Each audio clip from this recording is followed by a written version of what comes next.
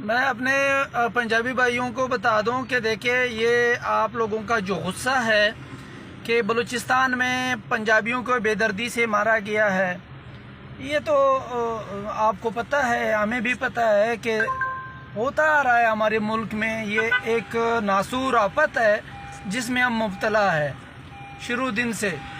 جب سے ہم نے ہوش سنبھالا ہے تب سے لے کر اب تک ہمیں یہی دیکھنے کو سننے کو ملا ہے۔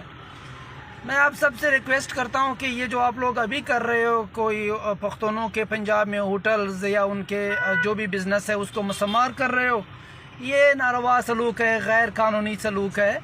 یہ بھی نہ کرے، آپ لوگ صبر سے کام لے۔ سامنے آ جائے گا کس نے کس کے ساتھ کیا کیا ہے۔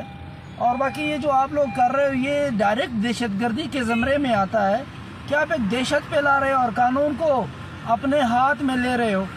تو کل کو آپ کی CCTV فوٹیج، کیمرہ، سب کچھ گورنمنٹ نکالنا چاہے تو نکال سکتا ہے۔ آپ سب بھائیوں سے، پنجابی بھائیوں سے ریکویسٹ کرتا ہوں کہ آپ لوگ صبر سے کام لیں، آپ لوگ یہ قانون کو ہاتھ میں نہ لیں، پختونوں کے ساتھ ظلم یا زیادتی بربریت نہ کریں۔ یہ دیکھیں، یقین مانیں لاکھوں کی تعداد میں پختون پنجاب میں ہیں، لاکھوں کی تعداد میں پنجابی بلوچستان میں ہیں۔ یہ ملک پاکستان ہے، کوئی بلوچی، سندھی، پٹھان، بلوچ کوئی نہیں ہے، سارے ہم ایک بھائی ہیں۔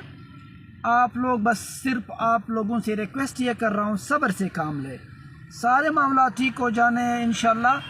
باقی حالات ملکی حالات کچھ ایسے ہیں کہ ادارے کچھ ایسے کر رہے ہیں کہ ملک تباہی کی طرف نہ جائیں۔ یہ جلسے جلوس، اسٹوڈنٹ کا نکلنا، پختونوں کا جرگہ ہونا، یہ سب جو ہے ملک کے حالات چینج کرنے والے ہیں۔ تو دشمن تو لڑے گا ہمارے ساتھ، دشمن تو ضرور لڑے گا، ہمارے اداروں کو بھی کمزور کرنے کے لیے لڑیں گے، ہمارے عوام امن کو خراب کرنے کے لیے بھی لڑیں گے۔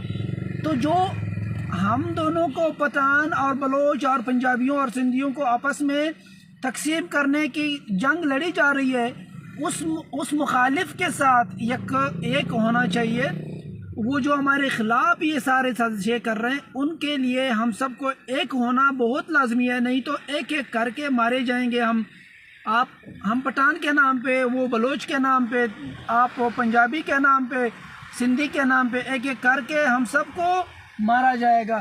تو بہتر ہے کہ ہم بہت اتفاق سے کام لیں اور اتفاق کے ساتھ ساتھ اللہ سے دعا کریں کہ اللہ ہم پہ رحم کریں۔ تھینک یو، بہت شکریہ، اللہ حافظ۔